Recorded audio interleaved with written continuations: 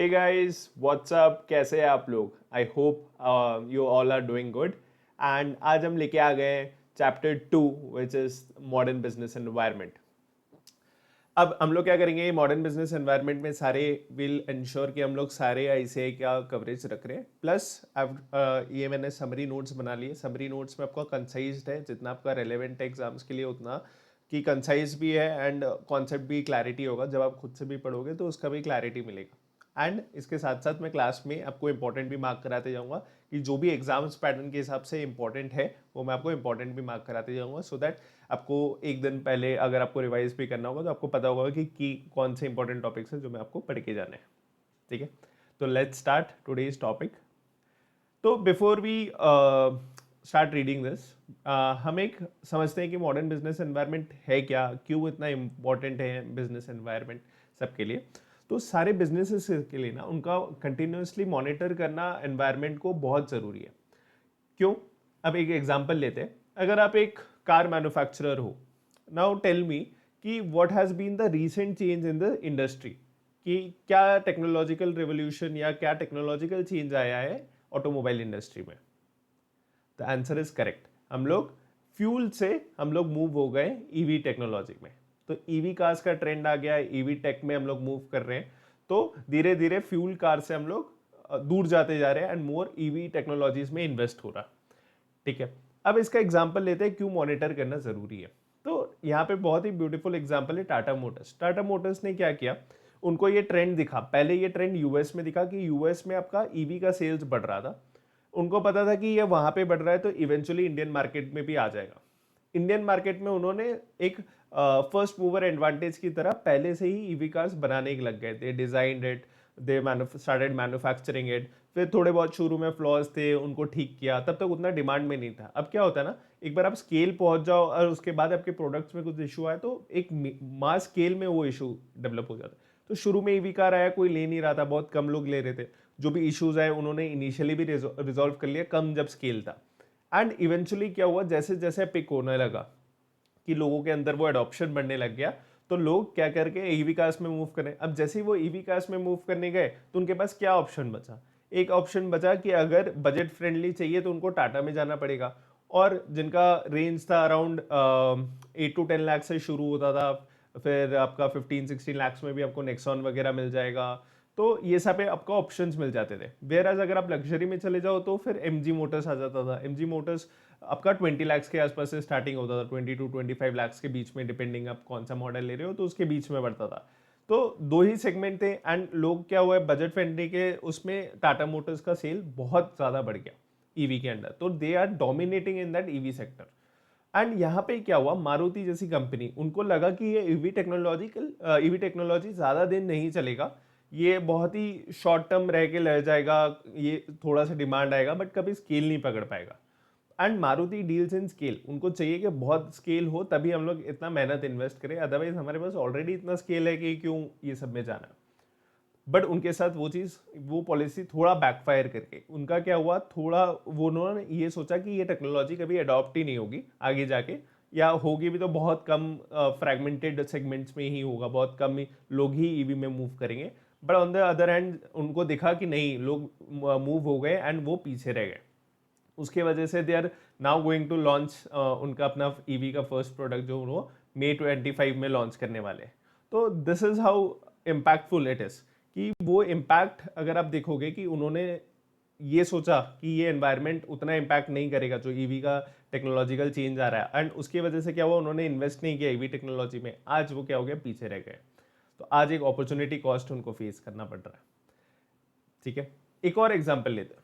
एक और एग्जाम्पल क्या है सर, अगर आप देखोगे कि Tier 1 सिटीज में क्या ट्रेंड चल रहा है, Tier 1 सिटीज में क्विक कॉमर्स का बहुत बड़ा ट्रेंड चल रहा है कि लोग क्विक कॉमर्स में मूव हो रहे हैं। लोग 10 मिनट्स डिलीवरी, 15 मिनट्स डिलीवरी में मूव हो रहे हैं, अपने ग्रोसरीज मंगवा रहे हैं।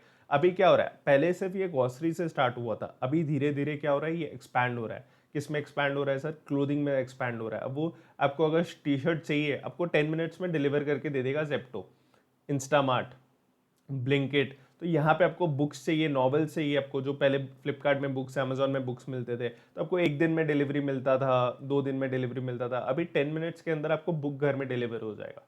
तो it is going at such a scale and adoption बहुत ज़्यादा बढ़ रहा है। अब इसको क्या है, अब आपको एनालाइज करना पड़ेगा कि ये क्विक कॉमर्स आपके लिए कैसे थ्रेट हो सकता है। मान लो आप एक मिंत्रा जैसी कंपनी हो या आजियो जैसी कंपनी हो, आपको क्या दिख रहा है कि ये फैशन इंडस्ट्री में भी धीरे धीरे क्विक कॉमर्स घुस रहा है। अब since quick commerce fashion industry में घुस रहा है, जिसमें 10 मिनट्स में वो डिलीवर कर रहा है, now as a e commerce company जो आप क्लोथिंग में डील कर रहे हो, आपको भी ये चीज़ करना पड़ेगा। अगर आप नहीं करोगे तो लोग मूव हो जाएंगे एंड आपका ऐप यूज़ करना लोग बंद कर देंगे, आपके ऐप से शॉपिंग करना बंद कर देंगे। ठीक है, तो अभी क्या कर रहा है, मिंत्रा ने भी अडॉप्ट कर लिया है 30 मिनट्स में डिलीवरी। तो आप ऑर्डर करो मिंत्रा में, आपको 30 मिनट्स में डिलीवर हो जाएगा।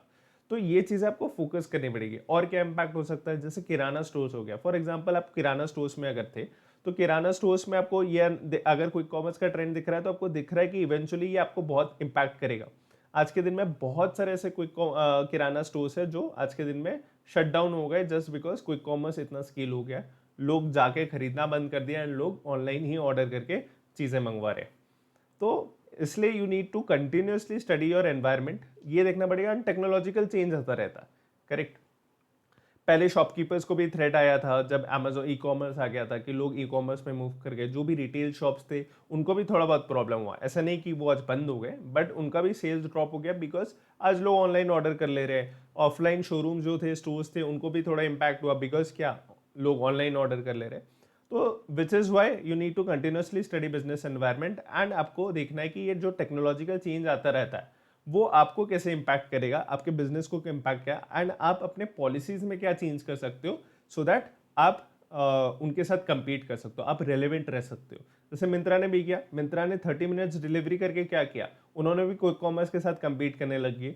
एंड उनको पता है कि ठीक है, अब लोग स्विच नहीं करेंगे ये बोल के कि मेरे को 10 मिनट में कपड़ा चाहिए या मतलब जल्दी कपड़ा चाहिए तो मैं क्विक कॉमर्स से मंगवा लेता हूँ। अब मिंत्रा भी उनके साथ बराबर compete करेगा।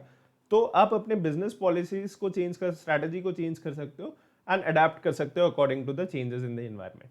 ठीक है, अब एक बार रीडिंग करते हैं।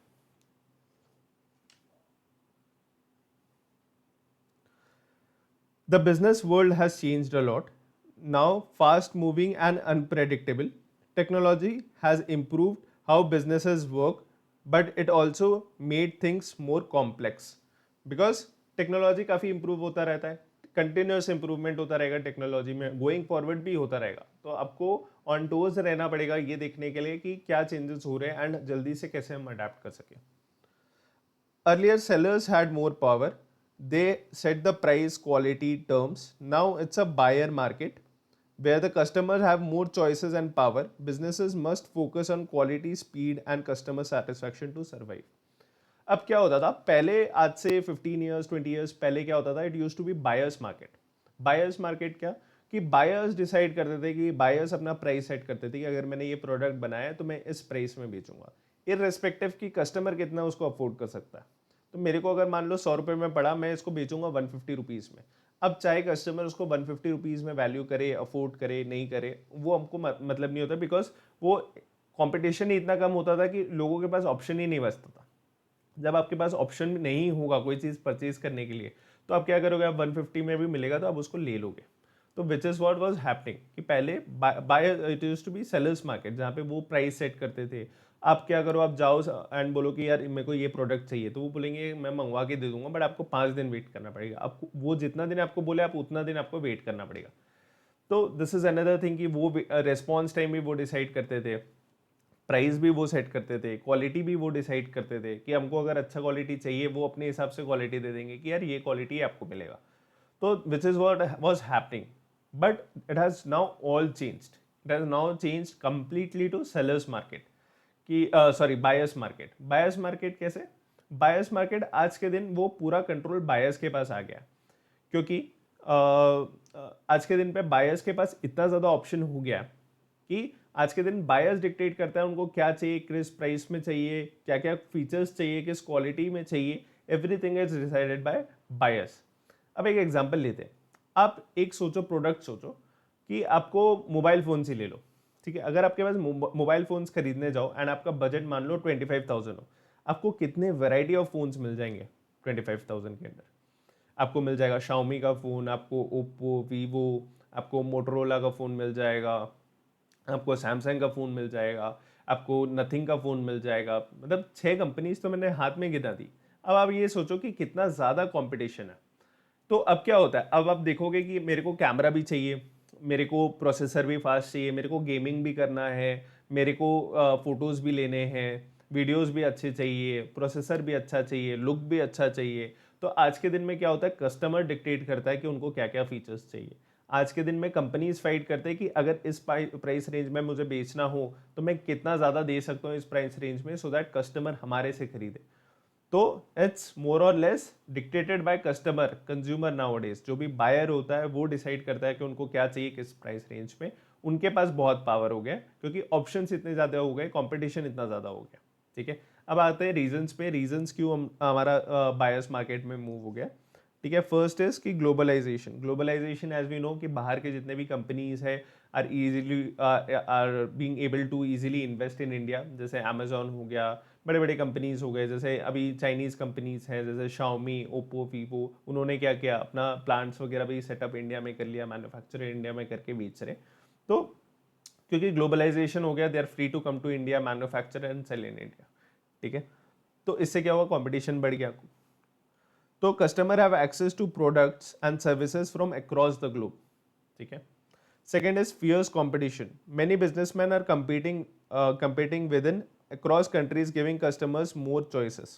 Fierce competition, आज के दिन में वही बोला कि आपके पास 25,000 का बजट है, आपके पास 6 कंपनीज ऐसे हैं जो compete कर रहे हैं फोन्स में, 6 अलग अलग सेम प्राइस रेंज में।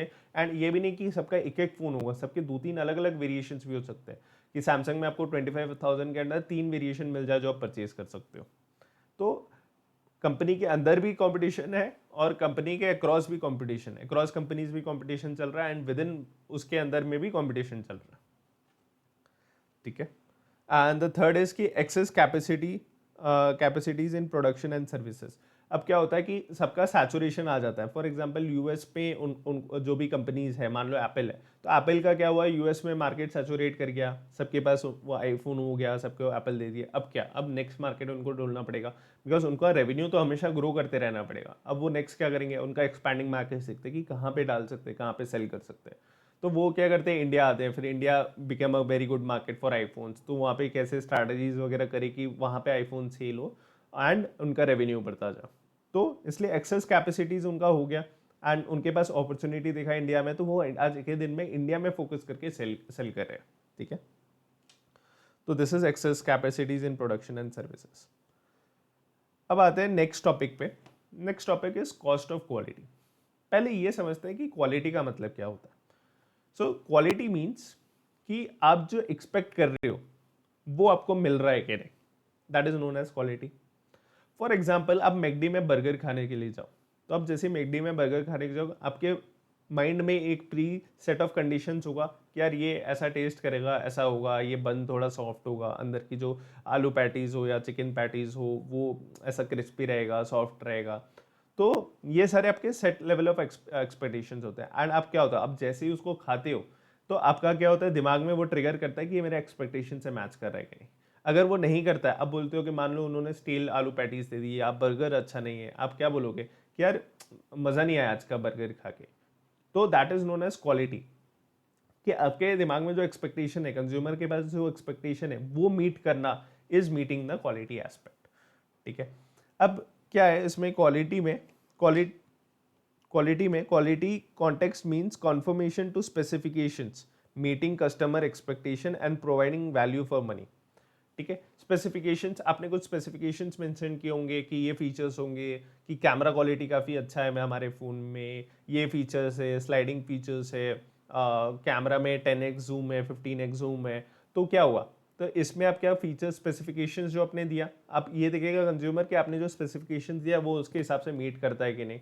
ठीक है, कस्टमर का एक्सपेक्टेशन मीट कर रहा है या नहीं। एंड थर्ड इज कि वैल्यू दे रहा है कि नहीं, वैल्यू फॉर मनी है कि नहीं। बहुत बार आपने ये सुना होगा यार 25,000 का फ़ोन है बट वैल्यू फॉर मनी नहीं है, बिकॉज ये फीचर नहीं है यार इसमें। एंड जबकि आप बोलोगे तो कि दूसरे कंपनी में ये फीचर मिलता है सेम प्राइस में, तो it should be value for money as well. अगर ये तीनों मीट कर रहा हो तो then there is quality in that product. ठीक है, understanding COQ is essential in any organization as it aims for continuous improvement in its process and outcomes. ठीक है, कॉस्ट ऑफ क्वालिटी क्या होता है, तो कॉस्ट ऑफ क्वालिटी इज कि अगर क्वालिटी को सही करने के लिए जो आप खर्चा कर रहे हो, that is known as cost of quality. Also अगर आप क्वालिटी में सही से स्टैंडर्ड मेंटेन्स नहीं कर पा रहे, आपकी क्वालिटी खराब हो गई, उसके वजह से भी जो भी आपका खर्चा रहेगा, that is also part of cost of quality. ठीक है, तो इसको क्या होता है, इसको दो पार्ट्स में डिवाइड कर सकते हैं कि अगर हम लोग क्वालिटी के लिए खर्चा कर रहे हैं कि यार ये क्वालिटी सही हो इसकी, that is known as cost of good quality. And अगर हम लोग क्वालिटी मीट नहीं कर पा रहे एंड उसके वजह से हमको कुछ खर्चा इनकर करना पड़ रहा हो, that is known as cost of bad quality. कि हमने बैड क्वालिटी तो प्रोड्यूस कर दिया, कंज्यूमर्स को बेच भी दिया, अब क्या हो रहा है, अब हमको उसको ठीक करके वापस करना पड़ रहा है, तो that is known as cost of bad quality. तो इसमें कुछ टेक्निकल वर्ड्स हैं, words such as cost of good quality को भी बोलते हैं कि कॉस्ट ऑफ कंट्रोल या cost of conformance, and cost of bad quality को बोलते हैं कॉस्ट ऑफ फेलियर और कॉस्ट ऑफ नॉन कन्फॉर्मेंस। ठीक है, तो these are basically divided into two broad categories. ठीक है, first is cost of control and cost of conformance, this is also known as cost of good quality, and cost of failure and cost of non conformance. ठीक है, इसमें कुछ नहीं, आपका prevention cost, appraisal cost होगा, and इसमें आपका internal failure cost, external failure cost. ये हम लोग आगे डिटेल में बढ़ते हैं कि क्या होता है। ठीक है,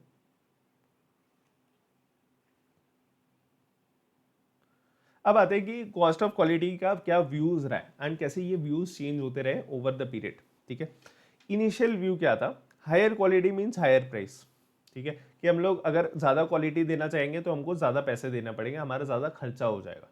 तो बहुत कंपनीज का वैसा पॉलिसी होता था कि यार ज़्यादा क्वालिटी भी दे दिया तो प्रॉब्लम है, बहुत ज़्यादा खर्चा हो जाएगा हमारा।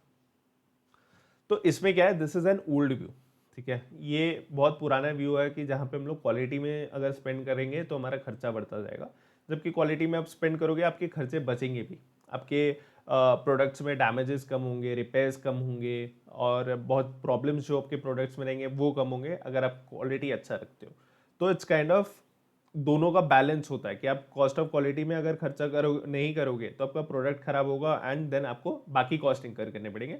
एंड यहाँ पे अगर कॉस्ट ऑफ क्वालिटी पे आप इन्वेस्ट करोगे तो आपका बाकी दूसरे साइड का जो खर्चा है, सर्विसिंग वगैरह का खर्चा जो आपको इनकर करना पड़ता है, रिप्लेसमेंट करना पड़ता है, वारंटीज में देना पड़ता, वो आपको कम करना पड़ेगा।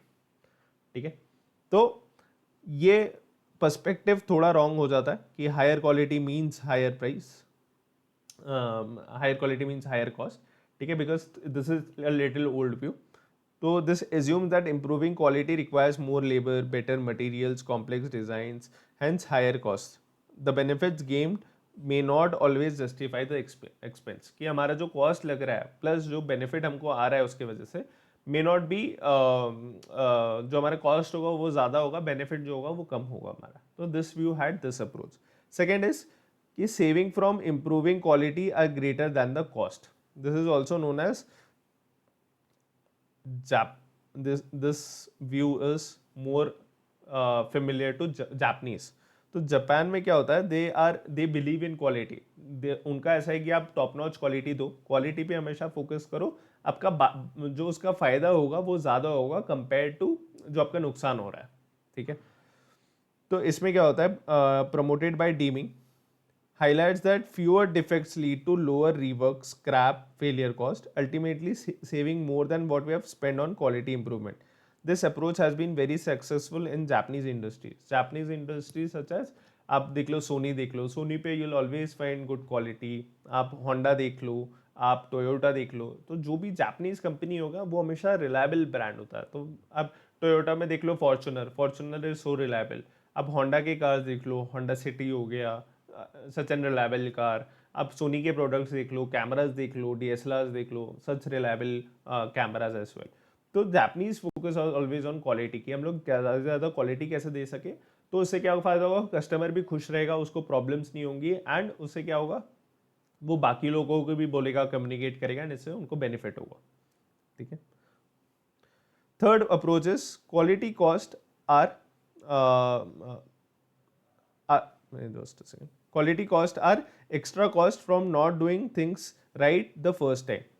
Which means क्या होता है, आपने प्रोडक्ट तो बना दिया, अपने प्रोडक्ट बनाने के बाद आपको उसको जितना भी खर्चा करना पड़ रहा है, that is known as quality cost. इसमें क्या होता है, सिर्फ बात का कॉस्ट ही नहीं आता, इसमें होता है कि आपने खराब क्वालिटी का प्रोडक्ट बना तो दिया, आपने सही टाइम पे सही चीज़ नहीं बनाई, जब अपने प्रोडक्ट कंज्यूमर्स को बेचा, अपने सही प्रोडक्ट नहीं बना के बेचा, तो उससे क्या हुआ, उसके क्वालिटी इश्यूज हुए, देन क्वालिटी इश्यूज हुए तो कंज्यूमर्स अनहैप्पी हो गए। अब आप समझो कि आप एक डेयरी प्रोडक्ट में आपका आपने एक पनीर लॉन्च किया अपना, अब वो पनीर आपने लॉन्च किया, अपने कंज्यूमर्स को बेचा, अच्छी पैकेजिंग वगैरह करके बेची, बट उसकी क्वालिटी अच्छी नहीं निकली। मान लो कंज्यूमर ने जब किया तो उनको लगा कि यार पनीर तो ख़राब है, बहुत च्यूई है, बहुत हार्ड हो गया है, एंड टेस्ट में भी बहुत गंदा टेस्ट आ रहा है। तो क्या लगता है आपको, कंज्यूमर उसको फिर से खरीदेगा? The answer is no. एक बार अगर उसने उसका वो खराब हो गया, एक्सपीरियंस खराब हो गया, तो वो कभी वापस नहीं आएगा। तो this is also known as quality cost, कि आपने सही, you did not do the right thing on the first time, तो उसके वजह से क्या हो रहा है, आपके बाद के रिपरकशंस भी हो रहे हैं कि सेल जो बायर है वो फिर से कभी नहीं आ रहा है। तो according to TQM, these cost go beyond direct expenses. ये ऐसा नहीं है कि मतलब ये डायरेक्ट एक्सपेंस आ गया कि हमको इस रीवर्क करना पड़ रहा है, या ये चीज़ फेंक देना पड़ रहा है, या रिपेयर करना पड़ रहा है, सिर्फ वो नहीं होता, इट गोज बियॉन्ड दैट। ठीक है, it also includes hidden cost such as customer dissatisfaction, loss of market share and missed opportunities that are often not captured in traditional accounting. क्योंकि हम लोग देखते नहीं है, हम लोग का बस ये है कि कितना खर्च आया, कितना वारंटीज आया, बट एक्सपीरियंस भी तो खराब हुआ, वो कंज्यूमर वापस कभी नहीं आएगा। ठीक है, तो अनहैप्पी कंज्यूमर रहेगा, वो दूसरों को भी बोलेगा यार मैंने ये प्रोडक्ट ट्राई किया, कभी मत ट्राई करना। तो आपका और भी कस्टमर्स इंपैक्ट हो जाते हैं जस्ट बिकॉज आपने वो सही चीज़ नहीं बनाई। तो you should always ensure quality. ठीक है, अब जैसे कंपोनेंट्स क्या है, हमने जो डिस्कस किया, cost of conformance, cost of non conformance, which is also known as cost of quality and cost of good quality and cost of poor quality. ठीक है, अब इसमें आता है कॉस्ट ऑफ गुड क्वालिटी, पहले पढ़ते हैं, which is known as cost of control and cost of conformance. ठीक है, अब cost of control and cost of conformance क्या है? तो कॉस्ट ऑफ कंट्रोल जो होता है, आपको नाम से ही समझ में आ रहा है कि कॉस्ट ऑफ कंट्रोल की, हम लोग चीज़ों को कंट्रोल करना चाह रहे हैं, क्वालिटी को कंट्रोल करना चाहिए। क्वालिटी को कंट्रोल करके क्या अचीव करना चाहते हो? आप डिफेक्ट फ्री प्रोडक्ट अचीव करना चाहते हो कि यार इसमें कुछ डिफेक्ट नहीं होना चाहिए, मैन्युफैक्चर एक बार हो गया तो इसमें कोई डिफेक्ट नहीं मिलना चाहिए, तो आपको डिफेक्ट फ्री प्रोडक्ट चाहिए। This is known as cost of control. ठीक है, it includes cost incurred to prevent defect. ठीक है, detect issues early to ensure product must meet its quality standards. ठीक है, तो सेम होता है कि इसमें कॉस्ट ऑफ कंट्रोल में कि हमको डिफेक्ट फ्री प्रोडक्ट बनाना चाहिए, एंड ऑल्सो कैसे बनाओगे, आप सिर्फ प्रोडक्ट को डिफेक्ट फ्री बनाने के लिए प्रोसेस भी करोगे, प्लस कि बहुत चीज़ें प्रिवेंटिव भी रहेगी, बहुत चीज़ें अप्रेजल भी रहेगी। प्रिवेंटिव में क्या होता है, प्रिवेंटिव में आप मोर और लेस देखोगे कि सिस्टम्स प्रोसेसेस कैसे इंप्रूव कर सकते हैं, एंड अप्रेजल में आप देखोगे कि इंस्पेक्शन वगैरह कैसे ज़्यादा कर सकते हैं, कि चेक्स कैसे ज़्यादा लगा सकते हैं, इंस्पेक्शन कैसे ज़्यादा कर सकते हैं, जिसकी वजह से हमको पहले ही पकड़ में आ जाए। ठीक है, तो प्रिवेंटिव क्या होता है? फॉर एग्जांपल प्रिवेंटिव हो गया जब मशीनरी स्टार्ट हो रही है, उससे के पहले आपने पूरा चेक कर लिया मशीनरी में कोई प्रॉब्लम्स तो नहीं है, वायरिंग सही है, ऑयलिंग सही है, फ्यूल डला हुआ है ना, इलेक्ट्रिसिटी का सब फ्लो सही है, ये सब चीज़ आपके प्रिवेंटिव में आ जाएगी। बट आपका क्या होगा कि ये एक रेगुलर चेक हो गया, बट आपका अप्रेजल में क्या होगा? अप्रेजल में होगा कि प्रोसेस में आप चेक कर रहे हो, कहीं पे भी आप चेकिंग में पता चल रहा है कि यार इंस्पेक्शन में आपने इंस्पेक्शन करवा दिया, तो इंस्पेक्शन में आपको पता चल रहा है कि नहीं ये सही नहीं हो रहा है, या ये सही नहीं जा रहा है, तो that is known as appraisal. ठीक है, तो अब प्रिवेंटिव को थोड़ा डिटेल में पढ़ते हैं। Preventive cost prevents defects before they occur by improving system processes and employ training. ठीक है, अब एम्प्लॉय को भी ट्रेन कर सकते हो। बहुत बार क्या होता है, एम्प्लॉयज ट्रेन नहीं होते, अगर एम्प्लॉयज ट्रेन नहीं हो तो उससे क्या इम्पैक्ट आ जाता है आपका, कि आपको वो जो प्रोसेस रहेगा उसमें क्वालिटी के प्रॉब्लम्स बहुत आ सकते हैं, कि कुछ मिसमैनेज हो गया, कोई प्रोडक्ट शूट किया because employees are not train properly. आप मान लो कुछ प्रॉब्लम्स आ गया, अगर एम्प्लॉय को ट्रेनिंग नहीं है, वो प्रॉब्लम्स को वैसे डील नहीं कर पाएंगे, तो this is known as preventive cost. ठीक है,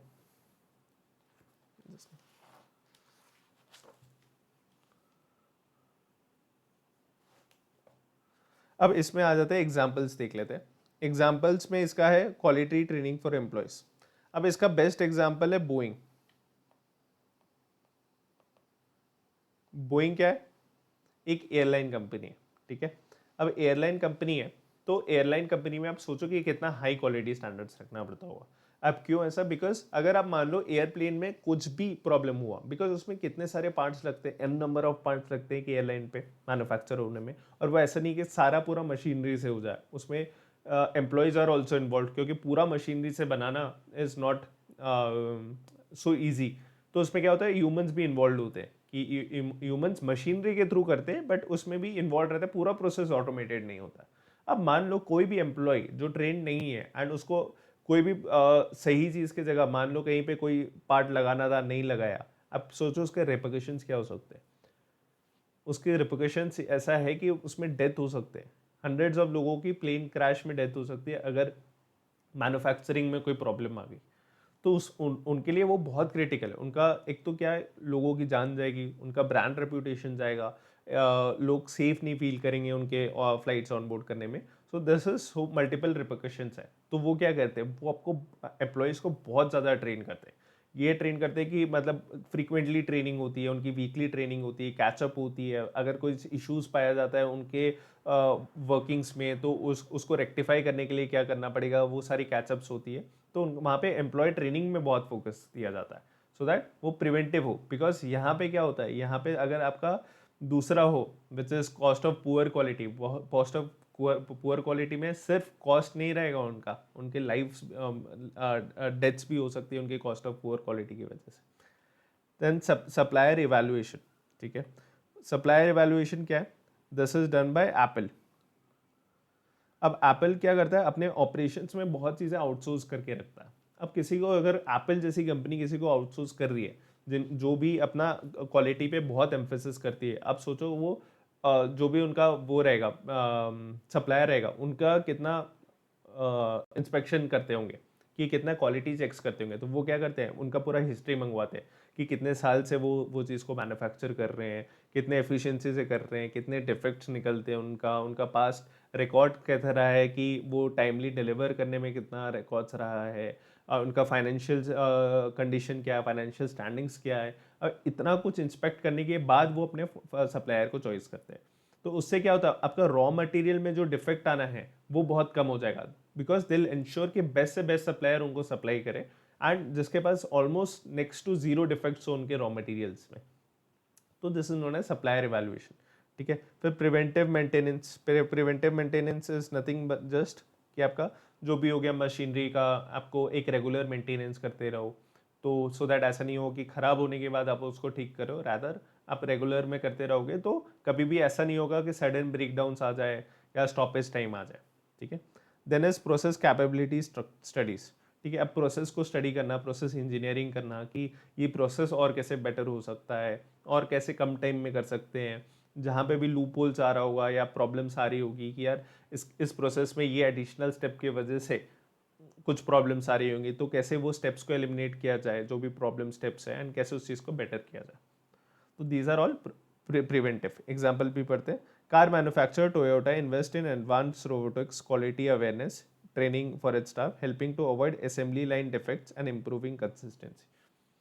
तो होता ही आपको मान लो कार मिल गया ना, आपको पता चल रहा है कि यार इसके डोर हैंडल में प्रॉब्लम है, इसके स्पीडोमीटर में प्रॉब्लम है, इंफोटेनमेंट में प्रॉब्लम है, तो आप बोलोगे इतने पैसे खर्च किए मैंने एंड ये सब प्रॉब्लम है।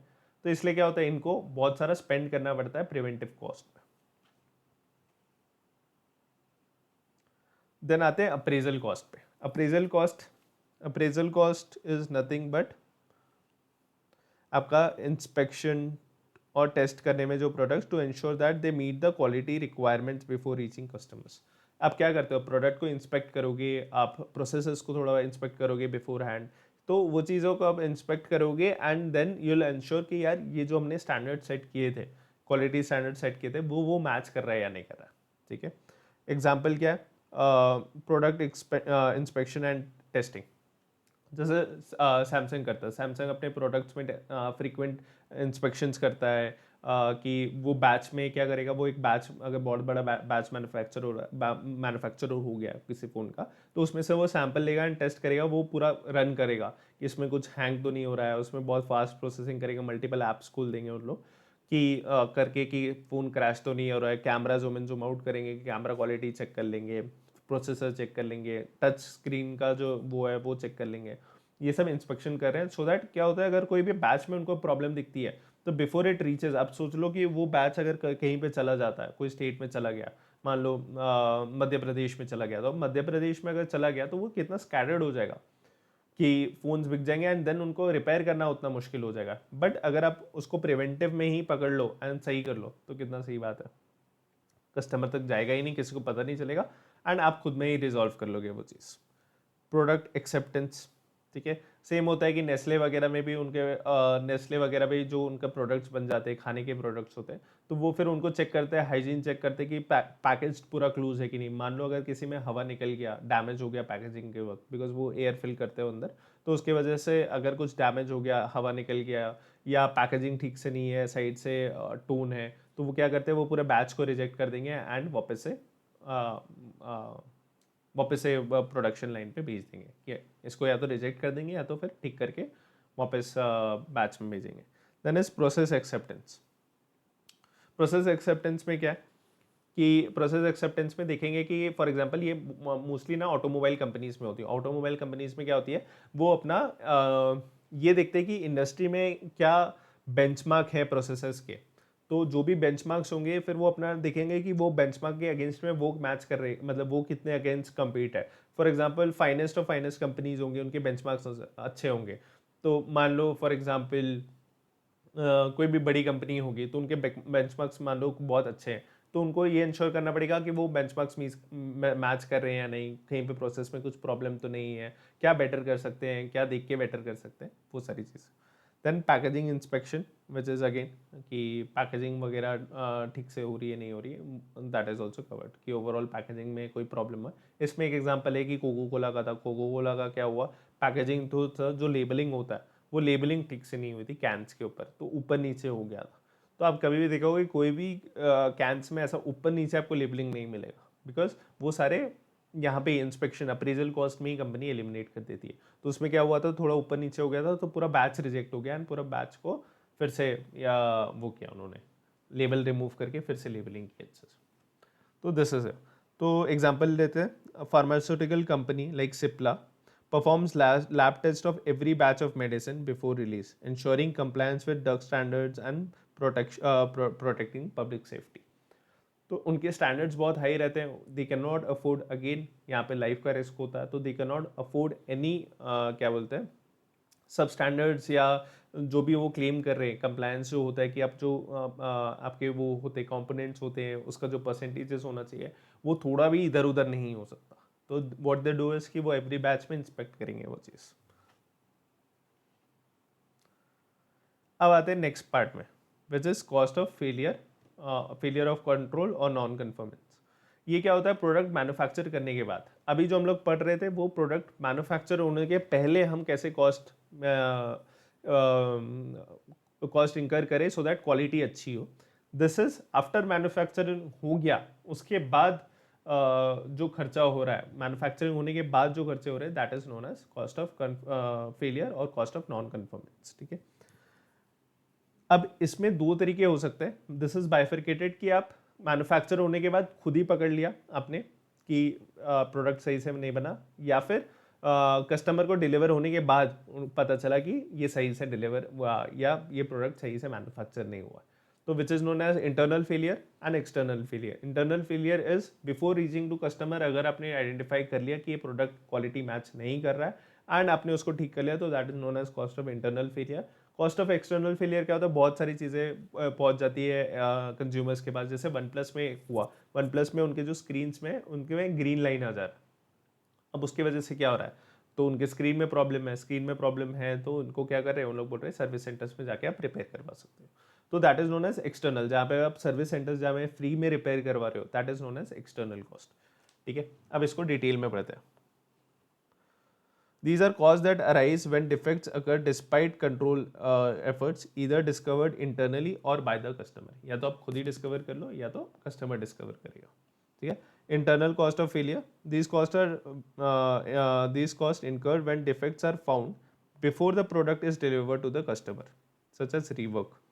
ठीक है, रीवर्क का क्या एग्जांपल है, फॉर एग्जांपल मोबाइल मैन्युफैक्चरर है, मोबाइल मैन्युफैक्चरर में उनको पता चला कि जो डिस्प्ले कंपोनेंट लगता है उसका एक छोटा सा पोर्शन जो चिप है वो उसकी क्वालिटी अच्छी नहीं है, वो चिप में प्रॉब्लम है। अब उससे क्या होगा, उसके वजह से क्या हुआ, पूरा बैच मैन्युफैक्चर हो गया, पूरा बैच में उनका इंस्पेक्ट करते टाइम या पता चला या बाद में पता चला वो बैच में प्रॉब्लम आ रही है। अब उसकी वजह से क्या होगा, पूरा बैच उनको फिर से, अब सोचो पूरा फ़ोन मैन्युफैक्चर हो गया तो उनको स्क्रीन निकालो, पार्ट्स निकालो, देन वो पार्ट्स को दूसरे चिप में चेंज करो, एंड ये सब क्या करेगा, ये सब मशीनरी से भी नहीं हो पाएगा, ये सब सेपरेटली करना पड़ेगा। बिकॉज मशीनरी में क्या है, एक सप्लाई मतलब वो चेन होता है कि चेन ऑफ स्टेप्स होता है। यहाँ पे क्या हो गया, फ़ोन तो बन गया, उसके बाद आप ठीक कर रहे हो चीज़ को, तो कॉस्ट ऑफ रीवर्क बहुत होता है, लोगों के एफर्ट्स जाना, आपको एम्प्लॉयज़ रखना स्पेसिफिकली कि वो चीज़ को मतलब ये चीज़ चेंज करें, रिवर्क करें एंड देन क्वालिटी ठीक करें। तो this is known as cost of rework. फिर होता है स्क्रैप। अब मान लो ऑटोमोबाइल कंपनी है, फूड है, ठीक है, फूड में क्या हुआ, उनका जो इंजन में एक कंपोनेंट था जो उन्होंने थोड़ा सब स्टैंडर्ड प्रोडक्ट यूज़ कर लिया, फॉर एग्जांपल के लिए बात करें, अब उससे क्या होगा, मैन्युफैक्चर कर लिया और उससे बाद में पता चला कि इंजन में स्टार्ट होने में प्रॉब्लम हो रही है। अब क्या हुआ, इंजन को पूरा खोलना पड़ेगा, वो प्रोडक्ट निकालना पड़ेगा, एंड वो जो सस्ते क्वालिटी का यूज़ किया, एंड ज़रूरी नहीं है कि अब वो ठीक नहीं हो रहा, उन्होंने ठीक करने की कोशिश की, ठीक नहीं हो रहा, अब ठीक नहीं हो रहा है तो क्या करना पड़ेगा, वो पूरा पूरा फेंक देना पड़ेगा। तो that is known as scrap कर देना, कि वो प्रोडक्ट ही स्क्रैप करना है, वो पार्ट ही स्क्रैप कर देना पड़ रहा है because it is not meeting the quality standards. फिर मशीन डाउन टाइम हो जाता है। मशीन डाउन टाइम में आपको पता ही है कि आपने प्रिवेंटिव नहीं किया, रेगुलर में आपने खर्चा नहीं किया मशीन का ऑयलिंग, ग्रीसिंग, फ्यूलिंग में, तो उसके वजह से क्या हुआ, वो बाद में फेल हो गया एंड उसकी वजह से डाउन टाइम आ गया। अब आपके एम्प्लॉयज़, लेबर्स खड़े हुए, मैन्युफैक्चर नहीं हो रहा, आपका प्रोडक्शन लॉस हो गया। Then is reinspection. Reinspection is कि आपका री इंस्पेक्शन बहुत बढ़ जाएगा। मान लो आपको एक बैच में मिल गया, अब आपको ये लगेगा कि यार हो सकता है बाकी बैचेस में भी ये चीज़ प्रॉब्लम हो, आपको क्या करना पड़ेगा, बाकी बैचेस भी आप फिर से देखने लग चुका है। दैट इज नोन एज री inspection. A real life example, garment factory rejects 100 shirts during final inspection due to poor stitching. These are sent for rework, increasing labor and material cost. होता ही है, बहुत में होता है कि आपको आपको शोरूम में ऐसा नहीं हो सकता कि आपको कोई दिख रहा है और उसकी स्टिचिंग खुली हुई है, उसका प्रोडक्ट में क्वालिटी है, फटा हुआ है, नहीं, क्योंकि वो इंस्पेक्शन में हो जाता है। एंड मान लो वहाँ पे फटा हुआ है तो उनको स्क्रैप करना पड़ेगा, इधर स्क्रैप करना पड़ेगा, वापस से स्टिचिंग करने भेजना पड़ेगा। तो ये सारे प्रॉब्लम्स गारमेंट फैक्ट्रीज में बहुत ज़्यादा होते हैं। ठीक है, एक्सटर्नल फेलियर कॉस्ट। अब एक्सटर्नल फेलियर कॉस्ट क्या है, these are cost incurred when defects are found after product has been delivered to the customer. Customer के पास ये प्रोडक्ट पहुंच गया, उसके बाद आपको ये पता चल रहा है कि ये प्रोडक्ट तो प्रोडक्ट में प्रॉब्लम है। कंज्यूमर आपको बता रहा है कि प्रोडक्ट में प्रॉब्लम है, ये ठीक से नहीं चल रहा है, वो ठीक से नहीं चल रहा है, तो इसका क्या करेगा, सबसे पहले क्या, वारंटी क्लेम्स आ जाएगा, आपकी वारंटी क्लेम्स का जो कॉस्ट है वो बहुत बढ़ता जाएगा। सेकेंड क्या है, सेकेंड इज कस्टमर सपोर्ट। मान लो जोमेटो है, जोमेटो अगर अपना सर्विस ठीक से नहीं दे रहा, अपना राइडर सर्विस सही से प्रोवाइड नहीं कर पा रहा है, जहाँ पे राइडर्स डिले कर रहे हैं एंड वो नहीं आ रहा, आप क्या करोगे, आप चैटबॉट में जाके उनसे बात करोगे, फॉलोअप करोगे, बोलेगे कि मेरा डिलीवर नहीं आ रहा है, मैं डिलीवरी पे इशू है, वो मूव नहीं कर रहा है, तो ये सारी चीज़ें होने लग जाएगी। तो this is known as customer support, कि आपका कस्टमर सपोर्ट का कॉस्ट बढ़ जाएगा, लोग ज़्यादा लगेंगे वो प्रॉब्लम डील करने के लिए, बिकॉज वो कंटिन्यूस प्रॉब्लम होता रहेगा। तो देन इज प्रोडक्ट रिकॉल्स, जैसे कार्स में होता है, कार्स में मान लो कार्स ने मैन्युफैक्चर कर लिया एंड डिस्ट्रीब्यूट हो गया, अब वो क्या होता है, पैन इंडिया डिस्ट्रीब्यूट होते हैं कार्स, अब वो पैन इंडिया, वो बैच में अगर प्रॉब्लम हुआ तो अक्रॉस इंडिया से आपको रिकॉल करना पड़ेगा एंड देन उसको ठीक करना पड़ेगा। तो प्रोडक्ट रिकॉल्स बहुत एक्सपेंसिव हो जाता है कंपनीज के लिए। Lost of customer goodwill, obviously customer का एक्सपीरियंस एक बार अगर खराब हो जाता है तो कस्टमर वापस से नहीं लेगा, किसी दूसरे को सजेस्ट नहीं करेगा, तो खुद का सेल तो डाउन होगा ही, जो वो खुद परचेज करा था वो तो डाउन होगा ही, प्लस वो दूसरों को भी रिकमेंड करेगा कि आपका प्रोडक्ट ना यूज़ करने के लिए। तो this is known as lost of customer goodwill. ठीक है, तो Samsung Galaxy Note 7 had a global recall due to battery explosion. This led to a direct replacement cost, legal liabilities, serve damages to the brand's reputation. तो brand का नाम खराब हो गया, बहुत लोगों ने केस कर दिया एंड कॉस्ट तो लगा ही लगा रिपेयर करने के लिए, तो रिपेयर रिप्लेस करने के लिए कॉस्ट तो लगा ही, प्लस लीगल भी केसेस लग गए उनके अंदर। एंड ऑल्सो क्या हुआ कि ब्रांड इमेज में भी खराब हो गया ना, कि सैमसंग का फोन एक्सप्लोजन हो रहा है कि यार मेरे को सैमसंग का फोन लेना था, कोई भी फोन लेने में डर लगेगा, सिर्फ नोट 7 नहीं, कोई भी फोन लेने में डर लगेगा। तो दिस इज नोन एज आपका एक्सटर्नल कॉस्ट, एक्सटर्नल कॉस्ट में एक्सटर्नल फेलियर कॉस्ट। ठीक है, अब आते हैं नेक्स्ट टॉपिक में, व्हाट इज ऑप्टिमल COQ। अब बहुत कंफ्यूजन है आप बोलोगे कि क्वालिटी में भी ज़्यादा स्पेंड कर दिया तो मेरी एक्सपेंस बहुत हाई हो जाएगी, प्रोडक्ट की कॉस्ट बहुत हाई हो पाएगा कि प्राइस मेरा हाई चला जाएगा बिकॉज ऑफ दैट, क्योंकि अगर मेरा मैन्युफैक्चर करने में ही ज़्यादा लग जाएगा तो मेरे को बेचना भी ज़्यादा में पड़ेगा, तो कंज्यूमर के लिए भी वो अफोर्डेबिलिटी का प्रॉब्लम हो जाएगा। एंड अगर आप क्वालिटी कम भी कर दोगे तो भी प्रॉब्लम होगा कि कंज्यूमर आके बोलेगा कि प्रोडक्ट क्वालिटी अच्छा नहीं है, आप ये चेंज कर दो, रिप्लेसमेंट कर दो, वारंटीज का इशू होगा, तो ये सारे इशूज़ होगा। अब आता है कि ऑप्टिमल COQ होना क्या चाहिए, मतलब ऑप्टिमल कॉस्ट ऑफ क्वालिटी कितना होना चाहिए सो दैट हम ये बोले इंश्योर करें कि हाँ मतलब this is the right thing to have and ये अप्रोच से ही जाना चाहिए, इतना कॉस्ट ही होना चाहिए। अदरवाइज वो बहुत पार्शल है, आप एकदम ही क्वालिटी में कंप्रोमाइज़ कर दोगे तो आपका दूसरे साइड में जो cost of non conformance poor quality वो बहुत बढ़ जाएगा। एंड अगर आप कॉस्ट ऑफ गुड क्वालिटी में बहुत ज़्यादा स्पेंड कर दोगे तो उससे क्या होगा, आपका प्रोडक्ट का प्राइस ही बहुत हाई चला जाएगा। तो ये डायग्राम वही शो करता है कि अगर आपका कॉस्ट ऑफ कन्फर्मेंस, ये वाला cost of conformance, cost of non conformance है एंड कॉस्ट ऑफ कन्फर्मेंस, तो अगर आपका cost of conformance which is cost of good quality zero होगा तो आपका cost of bad quality poor quality high होगा, बिकॉज आप खर्चा ही नहीं कर रहे हो तो क्या होगा, प्रोडक्ट रिटर्न्स होंगे एंड उसकी वजह से cost of bad quality high होगा। अब जैसी जैसी कॉस्ट ऑफ गुड क्वालिटी बढ़ाते जाओगे, इंस्पेक्शन बढ़ाते जाओगे, प्रिवेंशन मेजर्स बढ़ाते जाओगे, आपका क्या होगा, आपके जो प्रॉब्लम्स थे, आपके जो पुअर क्वालिटी के कॉस्ट थे, वारंटीज कॉस्ट थे, फिर आपको जो इंटरनली प्रोडक्ट मिल रहा था कि इसमें डिफेक्ट है वो आपको मिलता जाएगा, तो आपको कम होता जाएगा, है ना। फिर एक पॉइंट आएगा जहाँ पे जो कॉस्ट ऑफ कन्फर्मेंस है वो आपका ऑपोजिट रहेगा, ठीक है, कि तो इनवर्स रिलेशनशिप है, ठीक है, कॉस्ट ऑफ कन्फर्मेंस का और इसका कॉस्ट ऑफ नॉन कन्फर्मेंस का इनवर्स रिलेशनशिप है, ठीक है।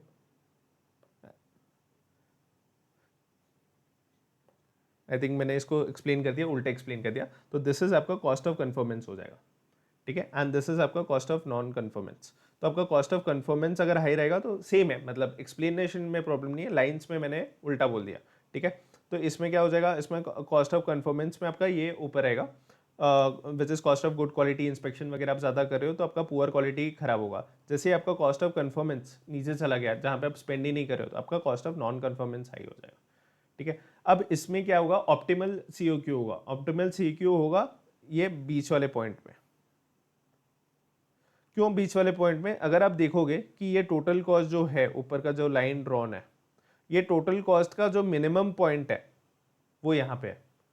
तो इसमें क्या हो रहा है कि मेरा ना कॉस्ट ऑफ गुड क्वालिटी ज़्यादा हाई है ना कॉस्ट ऑफ पुअर क्वालिटी मेरा हाई है, तो ओवरऑल कॉस्ट जो है वो मेरा लो पे है, ठीक है, यहाँ पे लो पे। अगर मैं इस पोजीशन में रहूँ कि मैं कॉस्ट ऑफ कन्फर्मेंस में यहाँ पे स्पेंड करूँ, कॉस्ट ऑफ नॉन कन्फर्मेंस यहाँ पे है, तो मेरा क्या होगा, मेरा जो यहाँ पे जो कॉस्ट रहेगा वो मिनिमम रहेगा। तो as a strategic cost manager आप क्या सजेस्ट करोगे कि आप उतना खर्चा करो जहां पे मेरा टोटल कॉस्ट कम हो, सो दैट कस्टमर को भी हम सही प्राइस में दे पाए, प्लस कस्टमर का ब्रांड का रेपुटेशन भी खराब नहीं हो और कॉस्ट ऑफ पुअर क्वालिटी भी नहीं हो। तो this is known as optimal COQ, ठीक है। अब आते हैं स्टेप्स पे, ठीक है, स्टेप्स पे आते हैं कि अब आते हैं कि स्टेप्स ऑफ जो हमारा ये कॉस्ट ऑफ क्वालिटी का है तो उसमें क्या क्या स्टेप्स होने चाहिए, ठीक है। तो कॉस्ट ऑफ स्टेप क्या क्या स्टेप होने चाहिए, उसमें फर्स्ट स्टेप आ जाता है कि आपको हम पढ़ेंगे gather some basic information about the number of failures in the system, ठीक है। अब कितना फेलियर्स हुआ, कहाँ कहाँ प्रॉब्लम आया, पूरा जो एंड प्रोडक्ट मैन्युफैक्चरर होने तक, कंज्यूमर तक पहुँचने तक कहाँ कहाँ पे हमारे प्रोडक्ट्स में प्रॉब्लम आए, आपको क्या करना पड़ेगा, आपको उस चीज़ को लिस्ट करना पड़ेगा, ठीक है।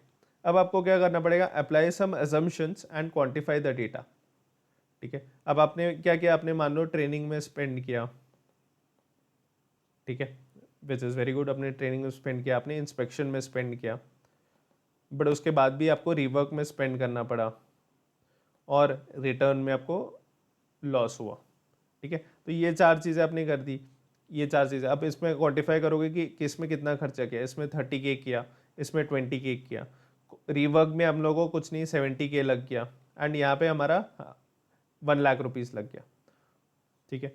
तो अब आपको पता चल गया, आपने क्वांटिफाई कर दिया कि हमारा कि जो जो हमारे फेलियर्स थे कहाँ पे, उसके वजह से हमारा कहाँ पे कितना कॉस्ट लगा, तो हमारे फेलियर्स रीवर्क पे थे, रिटर्न्स पे थे, जहाँ पे 70 और 100K लगा। एंड हमारा बाकी जो ट्रेनिंग हमने कराया 30K 20K लगा। ठीक है। थर्ड थिंग इज कि based based on the 4 elements listed above study it. इसमें क्या करेंगे हम, क्या लिस्ट पढ़ा था, हमने पढ़ा था कि ये वाला जो है ट्रेनिंग जो है वो आपका प्रिवेंटिव है। ठीक है। इंस्पेक्शन जो है वो आपका अप्रेजल कॉस्ट है। एंड यहाँ पे आपको पता है कि this is your poor quality में इंटरनल फेलियर है and this is external failure जो आपका 100K का है। तो अब आपने ये पकड़ लिया एंड देन आपने पकड़ा कि मेरा एक्सटर्नल कॉस्ट जो है, एक्सटर्नल फेलियर और मेरा जो इंटरनल फेलियर है, विच मीन्स मेरा कॉस्ट ऑफ फेलियर है जो है वो मेरा काफ़ी हाई है, दिस इज 170K। और जो मैं कॉस्ट ऑफ गुड क्वालिटी में खर्चा कर रहा हूँ वो जस्ट 50K। तो what you need to do is कि आपको एलोकेट करना है सही से रिसोर्स, कि आपका खर्चा तो हो रहा है, तो अगर जब आपका इतना खर्चा यहाँ पे हो रहा है, आप अगर इसको यहाँ पे खर्चा कर दो इंस्टेड ऑफ 170 जो आपका पुअर क्वालिटी में खर्चा हो रहा है, वो अगर आप गुड क्वालिटी में खर्चा करना शुरू कर दो तो कस्टमर एक्सपीरियंस भी खराब नहीं होगा एंड आपके जो कॉस्ट ऑफ पुअर क्वालिटी जो इतना बड़ा है वो कम हो जाएगा। ठीक है। तो आप एलोकेट रिसोर्स उस हिसाब से करोगे and then the final is do the study on a regular basis and evaluate your performance. आपको ये रेगुलर बेसिस में करना पड़ेगा एंड आपको ये इवैल्यूएट करना पड़ेगा कि सही डायरेक्शन में जा रहे हैं या नहीं एंड कहाँ पे हम लोग का स्कोप रहेगा। ठीक है।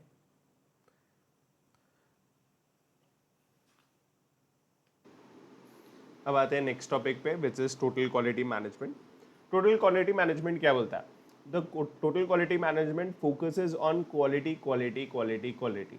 तो वो चाहते हैं, जो भी ऑर्गेनाइजेशन TQM अप्लाई करना चाहती है वो ये चाहती है कि उनका हर एक एम्प्लॉय सिर्फ और सिर्फ एक ही चीज़ के बारे में सोचे और वो है क्वालिटी। क्वालिटी के अलावा कुछ नहीं सोचना है उनको, सिर्फ और सिर्फ क्वालिटी के बारे में सोचना है। तो क्या होता है, वो ये चाहते हैं कि सिर्फ ऐसा नहीं हो कि जो हमारा कंट्रोल टीम है या क्वालिटी टीम है तो इन लोग ही इसके ऊपर फोकस करें, क्वालिटीज़ के ऊपर फोकस करें।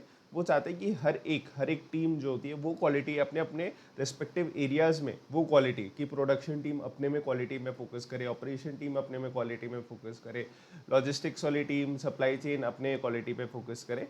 तो वो चाह रहे हैं कि सारे जो है, सारे डिपार्टमेंट्स ऑफ द ऑर्गेनाइजेशन, सारे employees from top management to bottom management to middle management, सभी एक चीज़ के बारे में सोचे विच इज़ इम्प्रूविंग क्वालिटी।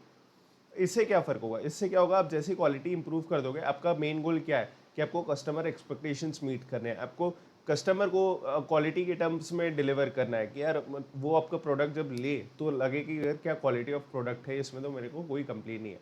तो and goal is to what, to satisfy the customer and that you can satisfy only to giving by giving them quality.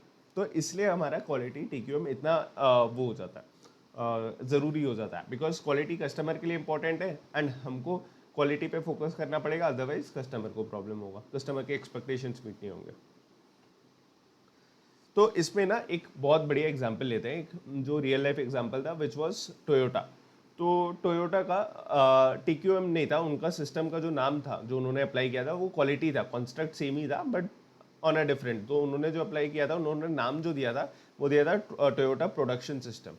तो Toyota production system में उनका क्या था कि उन्होंने देखा कि यार क्वालिटी वगैरह तो चली, इश्यूज चल ही रहे। आज के दिन में हम जानते हैं कि टोयोटा के क्वालिटी में कुछ इश्यूज नहीं होते, बीट उनके सबसे ज़्यादा चलते ही इसलिए because of the quality. Fortuner हो गया, जो भी टोयोटा के कार्स होते हैं वो क्वालिटी के नाम पे जाना है। जैसे फॉर्चूनर है, इतने सालों से चल रहा है and it's known for its build quality.